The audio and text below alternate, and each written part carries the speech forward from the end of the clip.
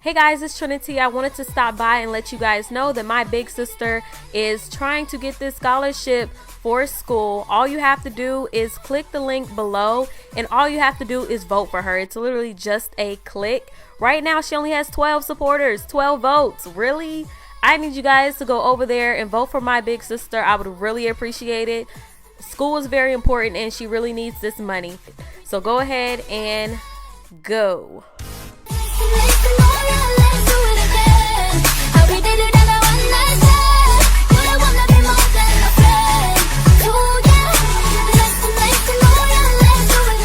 Hey guys, it's Trinity. Welcome back to my channel.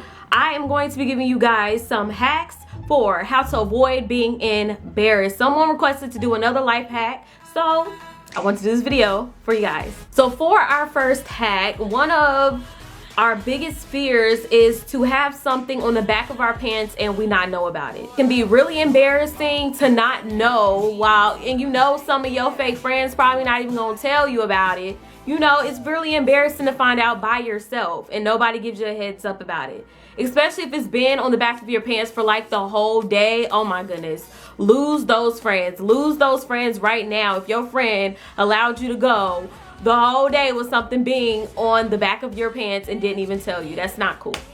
That's not a friend, that's a hater maybe. Who knows? I don't know. One way to avoid something being on your pants and you not knowing is to always look in the seat before you sit down. When I started to realize that, restaurants and, food places were not doing their job by wiping off the tables and the chairs, I eventually had to do this everywhere, and then it just became something that I just did all the time. Looking in your seat before you sit down is going to avoid anything possibly being on the back of your pants, because you may have, sat on something and you not know about it. So just make sure you always look at your seat before sitting down. Now let's go ahead and jump over to what always happens to most people out here, is tripping and falling in front of a crowd of people and everyone is laughing. First, let me say that I am not that type of person that will just bust out laughing when somebody falls or trips. I think it's really corny. It's just in a way it's somewhat really just childish to do. In 2015 is just be laughing when people just trip. I don't know. That's just my opinion. I don't think it's funny when someone trips or falls unless it's the certain way that they're falling. You know, when you're at a basketball game and then you have to make that long walk up the stairs up to your seat and then you're just hoping and praying that you don't fall, and then someone trips and everyone hears it and turns around and looks at you, and you always hear some snicker or some type of laugh in the back. Look, to avoid tripping, look down. The most common sense ever in the world. Look down, you guys. Look, especially if you know that you're clumsy, you really should just be looking down 24/7.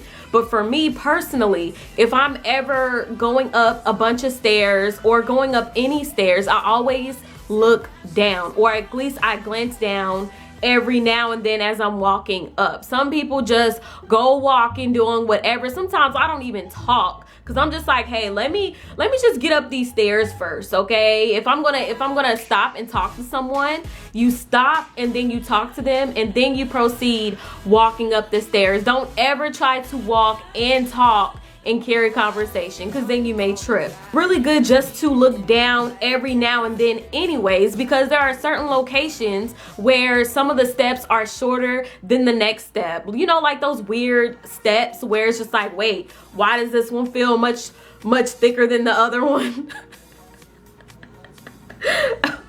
Y'all know what I'm saying. The different types of levels of steps. You never know which is gonna fall lower than the other. So I do glance down, especially when I'm dealing with stairs that make no sense to me. So I look down when I'm doing that as well. And this avoids me and can avoid you from tripping and falling. If you do fall, it's cool. Don't even worry about it. Now, when most people trip and fall, most of the time you see people just laughing like,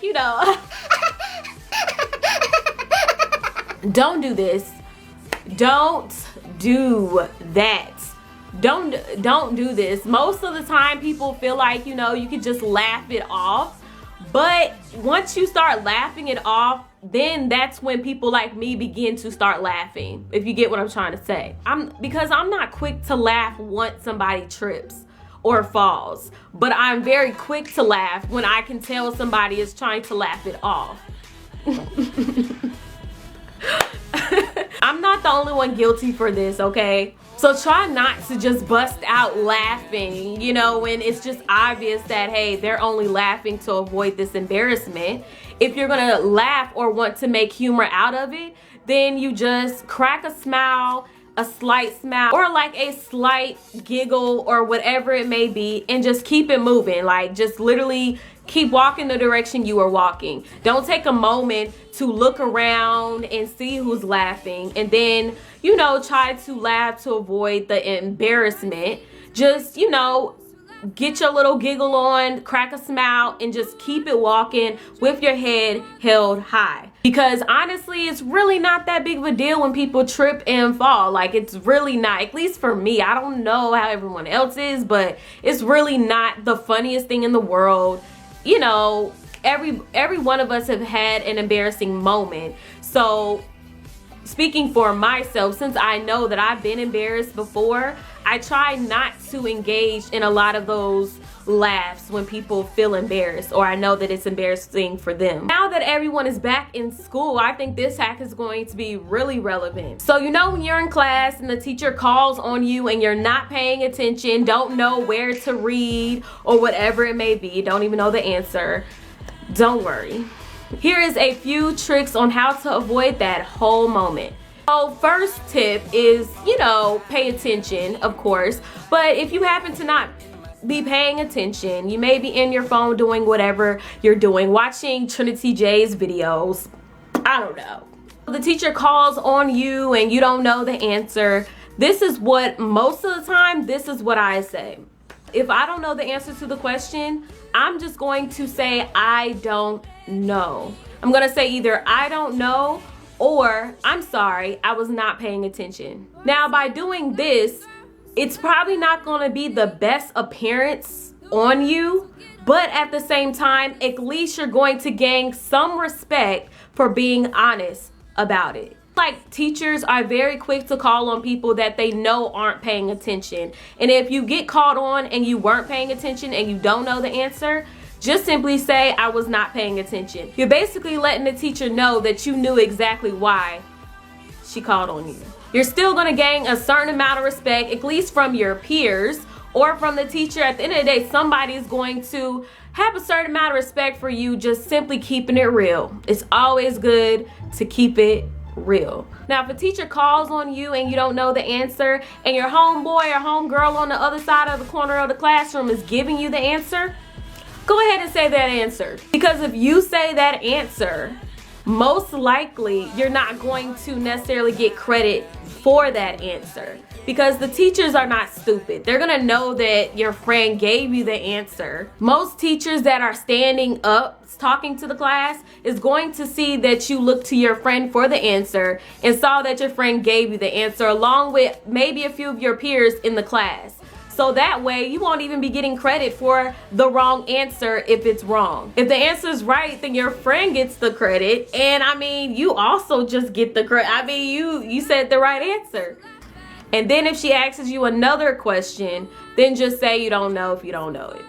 If you use the I do not know or the I wasn't paying attention tip in class, then it's also good because you kind of don't give anyone else any room or space to use that excuse for not knowing the answer. Now, most of us ladies out here have a monthly visit that we all hate. Ugh. So this is something that we're all going to be able to relate to.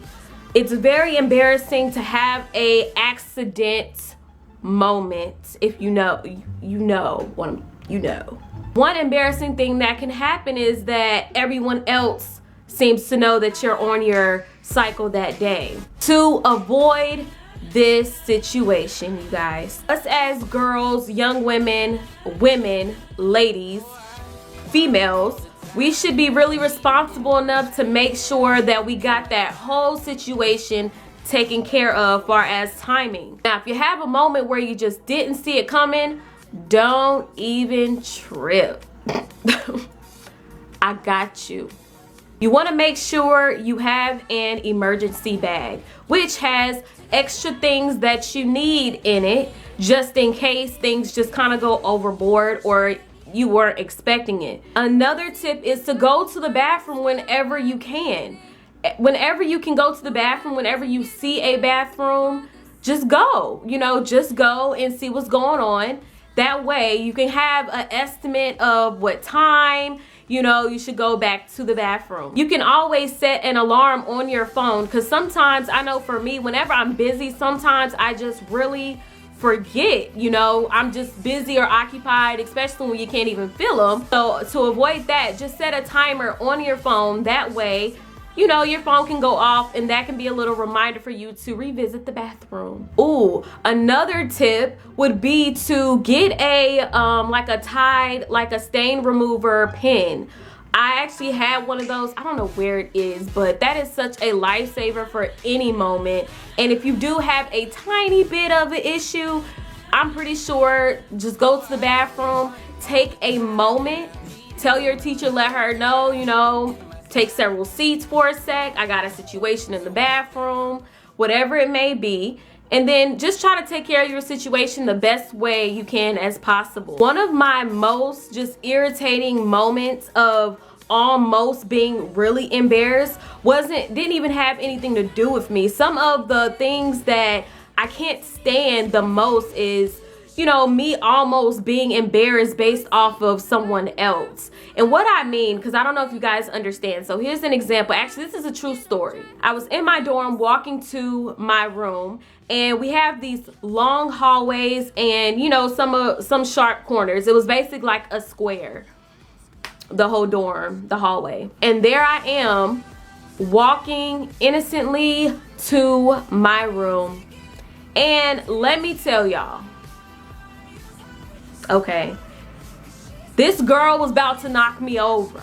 This girl was about to get the hands this night. I know, because I can remember it like yesterday. Y'all, I was on the corner walking to my room in this hallway, and this black girl out of nowhere, yes, this black girl, she wasn't white, Asian, or nothing, she black. That's what I'm saying, she black. I like to use a lot of details in my stories. This girl seems to want to play track on the hallways, okay?